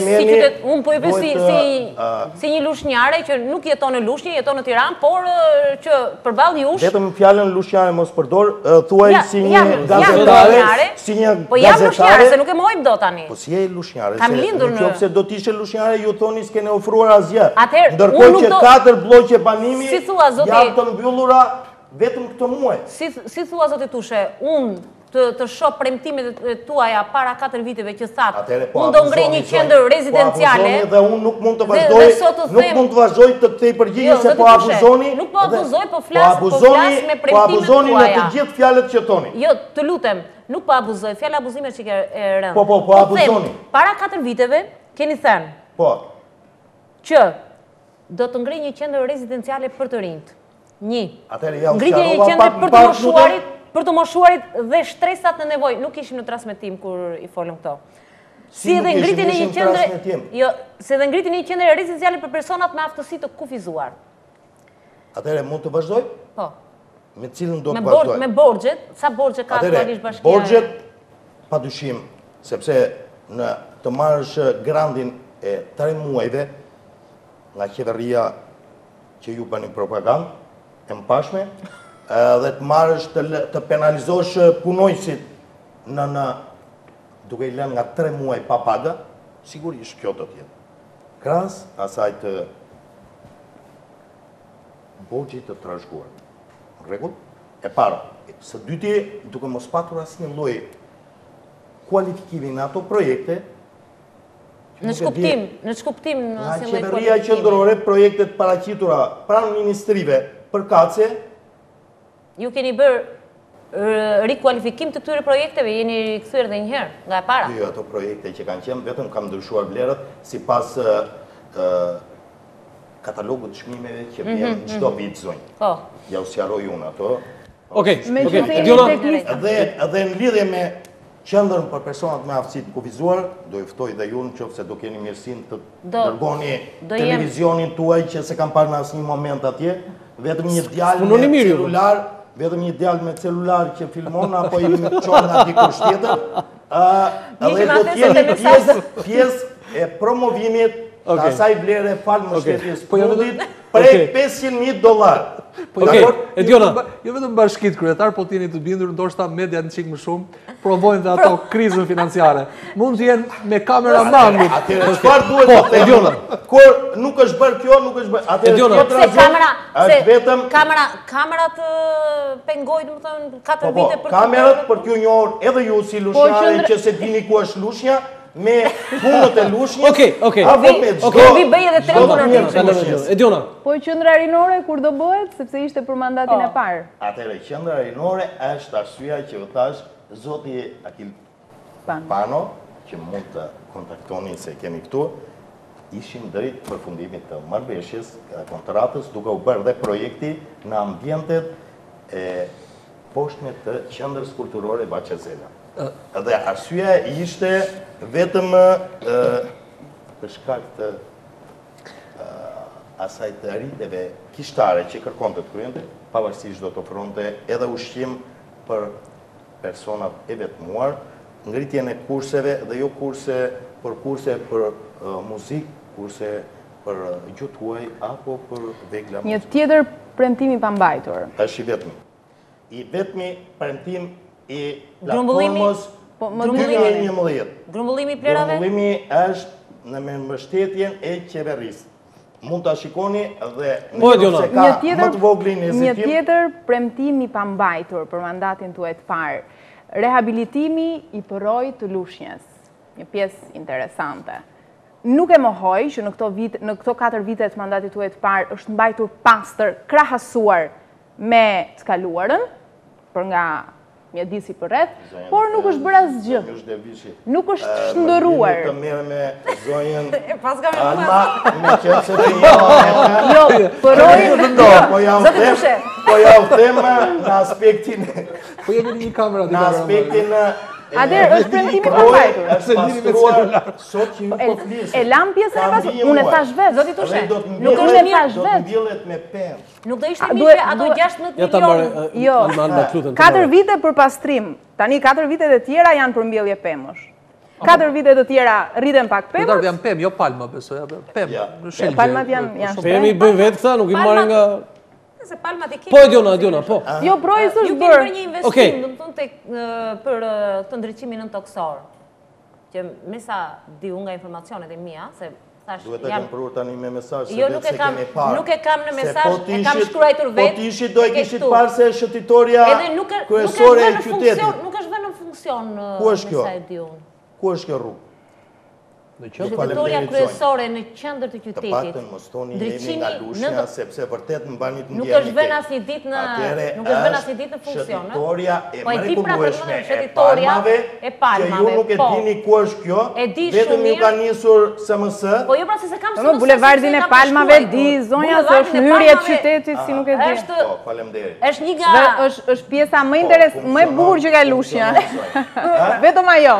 Vetëm atë kemi pjesë të bukur. Jo, Alma. Jo, duhet presim sheshin. Duhet presim të përfundoj sheshin. Zoti Tushe, ka dhe mesazhe që i vlerësojnë shumë këtu, dhe unë mua më takoj që t'i them. Unë dua i them unë ato qytetarë që nuk i shikojnë prezant. Nga qytetarët, ja, një sekondë Gerdi. Nga qytetarët që vlerësojnë shumë për këto 4 vjet, për disa punë që ata me të vërtetë e shikojnë që janë të dukshme. Ka një pyetje që ka ndjeshmëri. për ujësillësin e qytetit, çfarë kanë projekt për të bërë në të ardhmen nëse ju fitoni një mandat të dytë? Kjo është Fatos Tushe apo është Darin Gjindoli, projekti është në vazhdim, janë 3.5 milion euro dhe janë duke ndërtuar zyrat tërkaqe të ujësillës kanalizimeve, që është vënë në dispozicion dhe sheshje, 180.000 euro, dhe 30.000 euro është duke urrëtuar vendi për purifikimin e ujrave të zeza të qytetit. Krahas këtyre. Po, Gerti? Përsëri, unë kam 2 pyetje të shkurtra, po që lidhen gjithsesi me atë që aktivizohet pas 21 qershorit. Juve thatë në mos gaboj që do të jetë një bashkim me 10 apo 11 në si administrative. 11 me gjithë bashkimin Lushnjë. Që do të thotë që janë aktualisht 11 komuna që amalgamohen në bashkinë e madhe të Lushnjës. Një nga synimet e reformës administrative territoriale është edhe sjellja në eficiencë e stafeve, të cilat nuk prodhuan dot mas kritike ashtu siç ishin nëpër komuna, ju e prekët pak më sipër. Lidhur me çështjen nëse do të ketë shkurtime apo jo. Cili është plani tuaj në raport me njësitë administrative shkurtime të administratës të stafeve të atyre që do të ndarjen e vjetër me që nga bashki kalojnë në njësitë administrative? Shumë drejt. E para dhe e dyta. Nga këta, po themi 11 aktualisht kryetar komunër që mund të ketë ajo që do të jetë territori Bashkisë Madhe Lushnjë. Sa keni ju aleat dhe që në një farë kuptimi edhe elektoralisht janë një garanci për një fitoren tuaj? Pra, jeni qasur ju ndaj tyre dhe i keni para ta si një, po themi, shans për një fitore më të plot në raport me strategjin tuaj elektorale? Absolutisht po. Jam kurios të di sa nga këta 11, po themi, janë në kuptimin në drejtimin e dur, pra me ju, nëse mund ta përdor këtë fjalë. Kjo s'ka lidhje me ka lidhje qëndrimin e ti në krye të kësaj administrate, sepse i është bërë prezent të këtij kryetari të komunës. Do të ketë aktualisht, me sa kuptoj, kryetar aktualisht që janë të komunave që mund të punojnë, po themi si administrator të njësive të nesërme. Ka apo? Po, mund do ketë dhe nga ata, por kjo nuk do të thotë që do të jenë gjithë. Qoftë edhe pjesës këtij koalicion. Dhe për stafet e komunave që shkrihen tashmë? Pra, ato shkurtohen, me sa kuptoj. Padyshim, shkurtime nuk besoj se do ketë se do të funksionojnë. Keni bërë shkurtime dhe keni ulur rrogat këto kohë të fundit, sepse vinë mesazhe nga bashkia. Nga bashkia? Nga aty brenda. Që ka shumë do me thënë se, por mund të bëni prezent. Po ndiqeni masivisht. Jo, është e vërtet. Po ndiqeni shumë. Absolutisht. Absolutisht jo. Nga bashkia, as nuk është ndryshuar, po ka qenë vitin e kaluar, që bëra ndryshim të strukturës, jo këtë vit, pra në buxhetin e vitit 2015 që paraqita, dhe ulje të pagave. Për shkak të marrjes grandit nga qeveria e zonjës, 500 milion lek, edhe duke penalizuar punojësit, isha i detyruar të bëja një riformatim të organigramës së bashkisë dhe uljes së pagave, por kundrejt kufirit të lejueshëm që disa thonë nuk i prisin zyrë. Ka kështu raste këtu? Çfarë do të thënë kur dikush ankohet që nuk e pret zyrë? Jo, kam pasur disa, jo, të lutem se ti i bie që nga i qeverisë, po ta bëjmë pyetjen. Si, çfarë do të thënë kjo kur një qytetar thotë kryetari i bashkisë nuk më pritin zyrë? Se edhe se pret kryetari, ka forma tjera, ka drejtori të tjera, Jo, një sekondë, të na shpjegoj. Së pari në bashkinë Lushnjë që në momentin që jam ulur në atë karrige, është hapur zyra e informacionit. Ku funksionon nëpërmjet kërkesave dhe marrjes përgjigje qytetarëve. Që do thotë që jo çdo qytetar do ta takojë kryetarin. Së dyti, bashkia apo pushteti vendor nuk prodhon vende pune, por është ofrues i shërbimeve. Dhe ndoshta është pjesa që çdo 2 ditë, edhe pse kanë shqetësim dhe kanë problem, por këto janë mundësitë.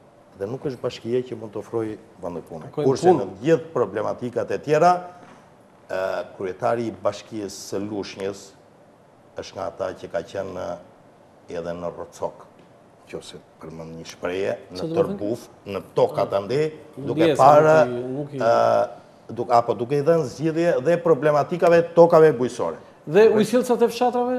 Pyesim, si do operohet? Ujësitat e fshatave nesër janë në bazë të reformës, nuk do të ketë dy ujësielës, ujësielës fshat dhe ujësielës qytet. Shumë shastik poshtës, që ka një ndarje me disë Lushnjës dhe poshtës. Por do të jetë një ujësielës që do të menaxhoje Bashkia Lushnjë dhe pjesa e Divjakës. Që do t'jetë edhe pjesa e për atë kongresin e Lushnjës, godinën... Si një flasin zonjat për kongresin se i kisha prezent. E kam unë shumë dëshirë që ta them, që aty u rithemelua shteti dhe sot e kësaj dite unë me atë që di njoh dhe kam lexuar, habitem se si ata shqiptar ishin aq të mëdhenj sa e bën atë kongres dhe e rithemeluan shtetin shqiptar. Se ne në fakt datën reale të themelimit të shtetit shqiptar e kemi në 1920-ën, flasim në aspektin juridik. A ka një projekt më të veçantë, se jo thjesht e godin, po në kujtim të këtij momenti kaq historik? Do të thënë Lushnja është Vlora e 1920-s. Atëherë, në qoftë se do t'i nisemi historisë, tre janë ngjarjet kryesore të këtij kombi. Është lidhja e Prizrenit, ngritja e flamurit dhe ai kongresi i Lushnjës. Shumë e drejtë. Kur ndërkohë që këto pseudo historianë të quajtur, që i bëjmë për interesa meskine apo përfituese, me rastin e 100 vjetorit të shpalljes së pavarësisë, u botua një album. Po. A mund ta mendoni që se kam qenë prezent, kisha ftesën kur bë te Akademia e Shkencave? Po. Ishte album me foto nga Google Image. Aha. Edhe kjo ngjarje kaq e rëndësishme që zonjat më pyesin për kondinierët, se kanë ngritur në një. S'ka lidhje kjo tani. Të lutem për lushnjarët e mi. S'ka lidhje kondinierët e pastrimit tani me... Nikojim, ma bën të ndjem keq, sepse Lushnja është Lushnja e vlerave, jo Lushnja e domateve dhe e perimeve. Po njerëzit domatet do nuk kanë vlera, ato që kanë përballë, shikojnë. Cilët shikojnë? Ato që prekin çdo ditë. Në 100 vjetorin e krijimit të shtetit shqiptar nuk krijohet nga ngjarjet më kryesore. Zoti Tushe, nuk duhet të nënvlerësojmë një gjë.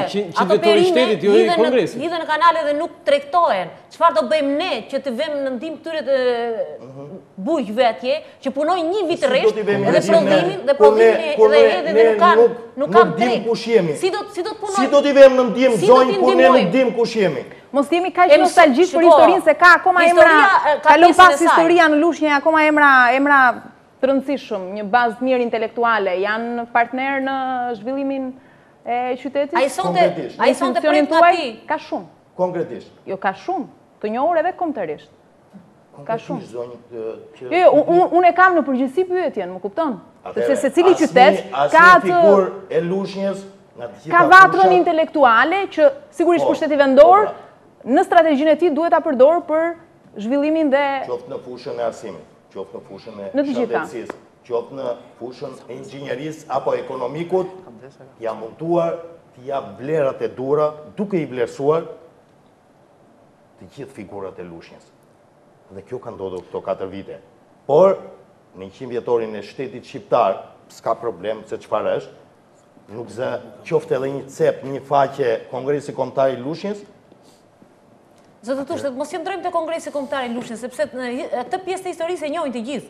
E dim se çfarë vlerë ka ajo për qytetin e Lushnjës dhe për gjithë Shqipërinë. Për cilën ka vlerë? Për atë që ishte drejt të rënimit? Edhe nuk ndërhyjnë të askush? Shumë mirë, bravo që ajo ka është ngritur në atë pikë që ka ardhur sot. Të flasim konkretisht. Ju jeni kryetar bashkie. 4 vjet në krye të bashkisë Lushnjës. Mua më pëlqeni që të futemi që këtyre të rëmoj një qikë duke qenë se ja marrë me kronikën e zezë, një jetë. Qlidhe ka kryetari me kronikën e zezë? Ka shumë. Sa vendime gjyqësore nuk janë ekzekutuar për punojësit që janë larguar nga puna në qytetin e Lushnjës? Për rikthim, thotë? Për rikthim në punë. Po sa është qeveria? Okej, sa keni ju aktualisht pa paguar? Nuk do të rikthehen. Sa para janë pa u kthyer këtyre personave? Nuk është fenomen Lushnjë. Okej, nuk është fenomen. Nuk po e marr si fenomen Lushnjë, dhe absolutisht jo. Kjo është një fenomen. Kjo është në qendër, kjo është në kryeministri, kjo është në gjitha ministritë. Absolutisht jo, dhe secila bashki, ka përgjegjësinë e vet për. Shumë e vërtet. Cilën përgjegjësi? Ne po flasim për Sepse ju shtoni 30 veta me kontrat për fushat dhe unë do t'i majmë punë dhe nesër gjukatat ka që famshme tona... Ne po flasim për vendimet gjyqësor, nuk po flasim për atë mëkatin që kanë bërë ata. A mund t'jap një përgjigje tani? E mbajtën, ikën. Zonja, s'besoj se po flet për pjesën nuk po flas për... që rekrutohet në prag fushata. Po t'jap një përgjigje. Okej, në rregull. Nuk është se po e kalojmë personalet. Po flet për punonjësit mafat gjatë, jo ata që rekrutohen në fushat elektorale. Po ato është pjesa më e madhe, edhe një pjesë që kam e hequr, jam i drejt për të rrit, zonjësh, me qenë se njeni mirë lushin. Të punësosh 30 veta një muaj para fushatës edhe të fitojnë proceset gjyqësore dhe unë duhet t'i mbaj në punë, duke formatuar organikën e bashkisë me cilën unë do të punoj. Kështu e keni, kanë institucionet që në moment që ule dikush do vazhdoj të punoj me ata persona pa i njohur, atëherë kjo është arsyeja për cilën edhe gjukatat tona janë shumë të drejt për drejta dhe marrin vendime shumë të mrekullueshme. Një qytetar i Lushnjës më shkrua, më thot kur do përfundoj kinemaja, thot kur do të ketë një kinema Lushnja dhe kur do ketë një park dhe jo vetëm Luna Park. Parkun? Po. Një qytetare e Lushnjës. Qytetarja e Lushnjës nuk e di cila është, po kam frikë se mos banon dhe ajo në Tiranë, sepse kam bërë prezantimin... Jo banon në Lushnjë. Nuk kam mundësi, sepse në qoftë se banon në Lushnjë, kam filluar punimet, tani të lutem nuk ka për të shkelësyrën, me qenë se bëti një mënyrë ironike. Ka filluar investimi 150 milion lek, që përfshin që nga ishkin në maja, që ofse mbani mend, edhe përfundon të Krajfajzeni bashkë me rrugën, mbas palateve që kalon të shtëpia e Kongresit. Ajo që tha dhe Zoti Shella është shumë e rëndësishme Këshilli Bashkiak i ri edhe për arsyet që tha Zoti Shella me ndarjen e re territoriale që të filloj shumë shpejt nga puna, po edhe për atë mbarvajtjen në 4 vitet e ardhshme të Bashkisë së Re. Po si është bërë për zgjedhja e emrave që janë kandidat edhe të Partisë Socialiste, por edhe të LSI-së, sepse ju jeni në koalicion? Në lidhje me Partinë Socialiste, ja kam lënë të gjithë njësive administrative, forcave kryesive të partisë, që të përzgjedhin personat vetëm janë përcaktuar kriteret. Që do thotë të ishte një person si pas orientimeve, me dignitet, integritet, gjithë përfshirës, që të gëzon të një reputacion në atë zonë që do të përfaqësoj, dhe do të ishin këto struktura që do të vendosin duke në një konsulencë të gjerë. Dhe si është lista si pas jush? E kandidatëve? Lista e vlerësoni të më thëmë? Si është? Cilësore me atë që ju kishë projektuar? Jo, absolutisht. Në qoftë se do të kisha projektuar, do t'i kisha vendosur unë. Edhe nuk do të kryja këtë procedur, si që do të kryja dhe nesër në gjdo njësi administrative që do t'jen ata që do të paraqisin kandidaturat dhe civit përkatëse për gjdo pozicion punë. A i qoni avantaj ju faktin që ju jeni profesusi i të majtës, i koalicionit i cili është në qeverisje dhe Zoti Rama, kryeministri Rama e thot që votoni të majtën sepse ne jemi në qeveri dhe ne do t'japim fonde? Jo, nuk ka thënë këtë, por votoni të majtën si drejtimi duar, sepse... Që ka thënë që qëke me të, po... Po, Shkodra nuk e di drejtojnë nga të majtë, që ka marrë investime? Shkodra nuk është drejtuar asnjëherë nga të majtët. Të lutem, kështu që nuk ka lidhje me këtë, por Rama si kryeministër dhe si kryetar i Partisë Socialiste bën thirrje për të votuar të majtën dhe kandidatin përkatës të majtës. Okej. Publicitet për të kthyer pjesën e fundit të emisionit.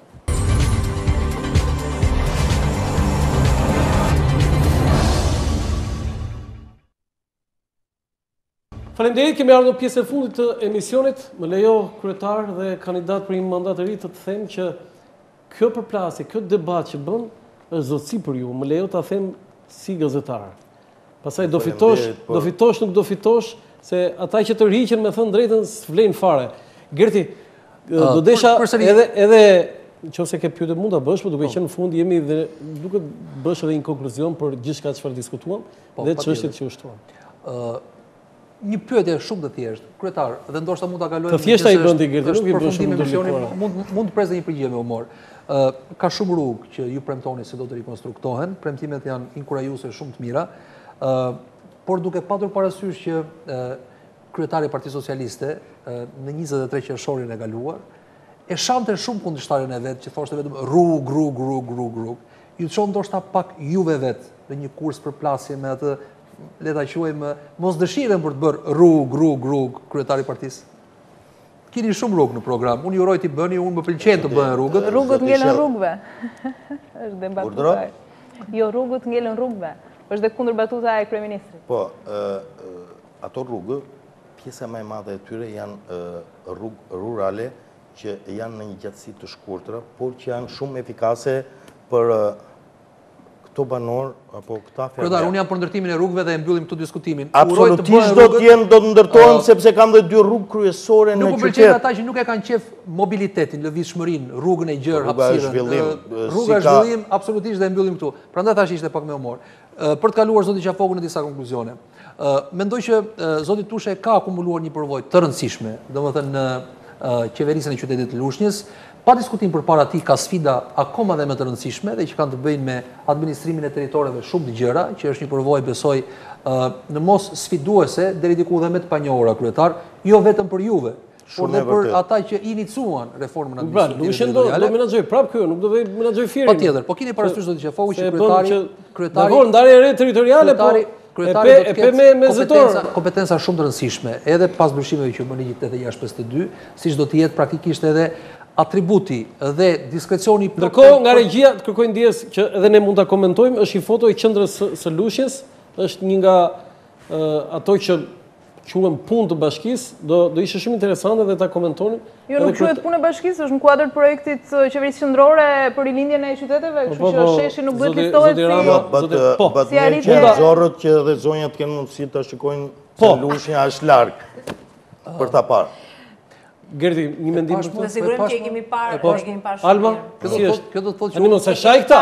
Kjo do të thotë që shan njëri, përshka që interesante është. Po nuk ka lidhje me kryetarin. Jo, ende s'ka përfunduar, po që tani kur bëhet një gjë atje ne themi e ka qeveria se ka qeveria tani. Ku një vepër është e mirë, është e mirë. Sa e ka realizuar buxhetin e tij për ta përfunduar. Zonjë nderuar, e kuptoni ku jemi ne në 2015 dhe tregojmë në periudhë tranzicionin, fal lutem. Shiko çfarë është bërë edhe na tregoi ato të tjera të kryetari që shikojmë me skepticizëm. Qytetarët nuk jetojnë vetëm në qendër zoti Tusha. Po, hajde në darkë atje. Po, vi edhe në darkë atje. Edhe shikoj që të gjithë fëmijët, të gjithë nanat, të gjithë motrat janë aty. A mjafton? A mjafton? Absolutisht. Por prandaj ndodhemi këtu ne, sepse çdo gjë e shikojmë me skepticizëm apo sipas bindjeve politike. Vetëm skepticizmi na çon përpara. Cili skepticizëm? Sipas bindjeve politike? Jo, absolutisht jo. Sekretar, unë në fakt lidhur me debatin që ju po zhvilloni, do thosha që pa diskutim ky është një model i rilindjes. Nëse më pyet mua, unë dakord, do isha më lehtësisht mos bija dakord me atë zhvillimin e vetëm qendrave, por duhet kishte një zhvillim harmonik. Dhe këtu unë bëj dhe konkluzionin e fundit kryetar, me reformën administrative territoriale, de facto tashmë bashkitë e mëdha duhet të zhvillohen në një format policentrik. Sepse nuk është vetëm Lushnja me qendrën e saj, por është dhe Krutja, mund të ketë dhe qendra të rëndësishme rurale që meritojnë të zhvillohen në mënyrë harmonioze me qytetin, dhe në këtë pikë ndoshta ne do kemi mundësi të diskutojmë lidhur me atë se çfarë ju parashikoni, cili është vizioni juaj dhe konkretisht cilat mund të jenë premtime lidhur me këto qendrat policentrike. Do kisha dëshirë të shikoja në programin tuaj, kjo mund të përmirësohet, ka kohë akoma për të përmirësuar. Nuk e di e pat apo jo zoti Shella, por në ato njësi administrative apo komuna ku vërtet janë ruajtur këto siç është Krutja, Bubullima, Fjeshegani, sepse Golemi nuk ka. Do të jetë në pluk. Pra, de facto modeli tashmë përftohet si një zhvillim multicentrik, pra jo vetëm monocentrik në kuptimin e qendrës. Pa diskutim ajo do rezonoj zhvillim, sepse normalisht përfaqëson një model dhe një blok të rëndësishëm. Unë ju uroj suksese, që të bie dakord në raport me juve, ju uroj suksese deri valet tuaj, bëni një garë dhe të fitojmë i miri. Faleminderit. Unë do të bëj 3 pyetje, po e di që do më thuash janë të hidhura. Jo, s'ka gjë tjetër. Lërë si jam, bëj. E hidhur është mos prezenca juaj nga Lushnja. Po, Alma. Sa ishte buxheti juaj në 4 vite, sa është realizuar dhe pse nuk është realizuar? Në qoftë se nuk është realizuar. E dyta, kush janë avantazhet e tua përballë kandidatit të djathtë, të cilin unë nuk e njoh fare? Kjo është mungesë për ty? Sinqerisht nuk e njoh. Edhe nuk ka rasti ta njoh.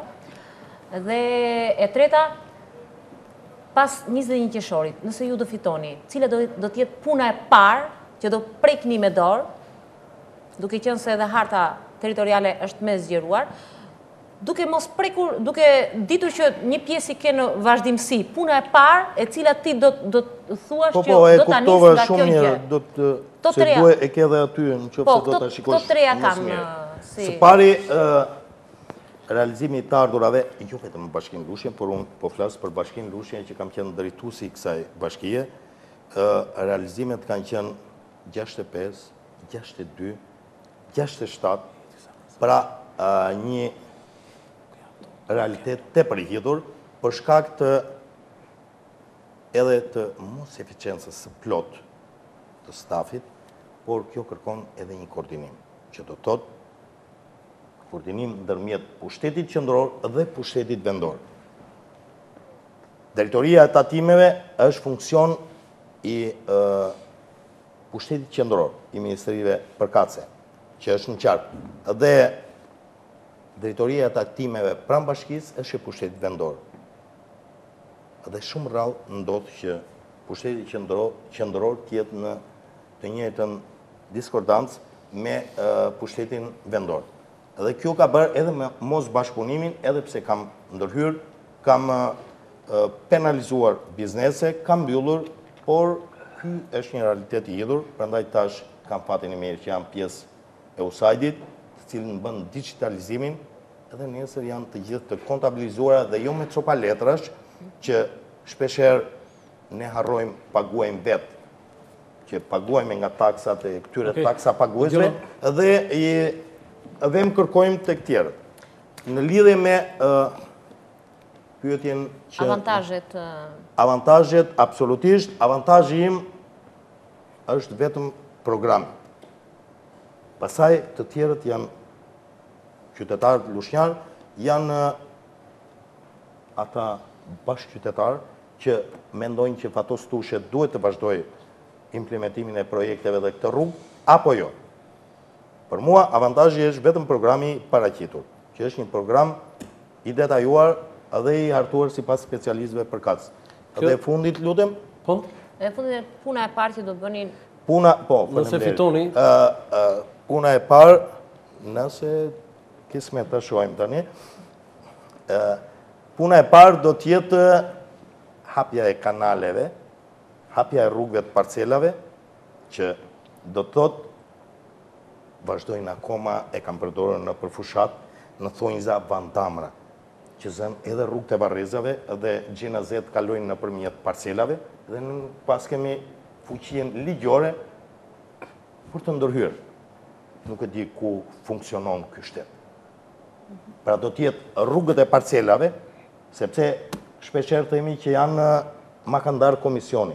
Cili komision? Komisioni nuk je prom publike. Nuk je bankinën e kanalit, asë rrugën e parcelave. Se është rrugë për të hyrë edhe kombajna dhe traktori, edhe mjetet e tjera për të marrë prodhimet aty. Do të pastrojnë kanalet e dyta të treta, si pas edhe kuadrit ligjor që i kanë kaluar pushtetit vendor, dhe të programuara, dhe do të fillohet me shtrimin e me çakull, nuk më të me asfalt, të këtyre rrugëve të parcelave për të qenë funksionale edhe në periudhën e dimrit. Kam një pyetje të fundit, të lutem. Po. Ekipi i futbollit të Lushnjës nuk hyri në Super League, mendohet që ndeshja u shit. Keni nisur ju si kryetar bashkie hetime për këtë? Atëherë, pikës pari, ky person që është këtu me ju bashkë, që ju falenderoj, në vitin e parë e kam mbajtur atë futboll nga vetë tjerësa ime. të akumuluar për shkak të aktiviteteve që kanë patur. Së dyti, këti sporti i akordohen nga Bashkia Lushnjë dhe nga taksat e këtyre taksa paguesve 20 milion lek në vit, që në rast se do të përktheheshin në investime, nuk do t'joja edhe ju, zonjë shënderuar, edhe zonjën Alma, që pse se shbërë kjo në Lushje, pse se shbërë. Atëherë, në 4 vjet, edhe shkopi magjik, nuk mund të bëjmë reklame. Jo, unë se mora përgjigjen. Por, në lidhje me shitjen e ndeshjes, përflitet të Lushje. Jo nuk e dini, po, përflitet dhe kam bërhunin hetimet e mia, që e ka shit presidenti. Dhe presidenti është Fatos Tushe. A, keni bërë hetimet tuaja? Kanë lëmë prokurorin dhe organet... Ja keni dorëzuar prokurorin? Absolutisht. Ka proces? Prokuroria e Lushjes? Jo, mor, ti miko im, por e kuptoni ju tani që të shpërdorosh 20 milion lek të taksa paguesve dhe duhet merremi tani, po pse e kishte bishtin me fjongo, apo e kishte pa... Problemin në vend që të diskutojmë, a mund të ulen këto koke, së shëshje bishti, faktikisht është më shëshje koke, nuk është shëshje bishti. Atere, ka organe kompetente zonjushe nderuar që merren me këto lloj hetimesh, që nga federata, prokuroria dhe gjykata. Në vend që të shtojmë pyetjen këto 40 milion, si mund t'i zëvendësojmë nëpërmjet presidentëve, donatorëve të ndryshëm, edhe këto të investojmë në këtë qytet, se i bie 1 miliard dhe 600 milion në 4 vite, që thoni pse nuk është bërë kjo. A mund bëjmë një pyetje të fundit? Patjetër. A ka ndonjë avantazh kandidati rivali juaj?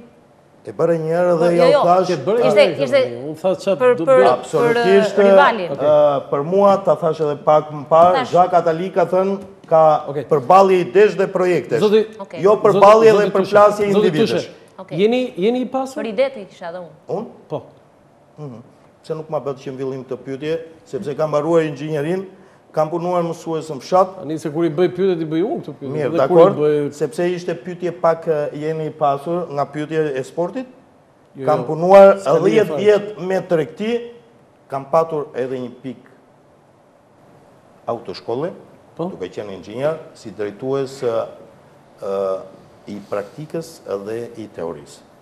Edhe kjo ka qenë një aktivitet deri në momentin që kam kaluar si nënkryetar bashkimi. Tani nuk ushtroni biznes? Absolutisht. As stafën më thuaj. Sepse duhet të shtirësha që mund të bëj një punë.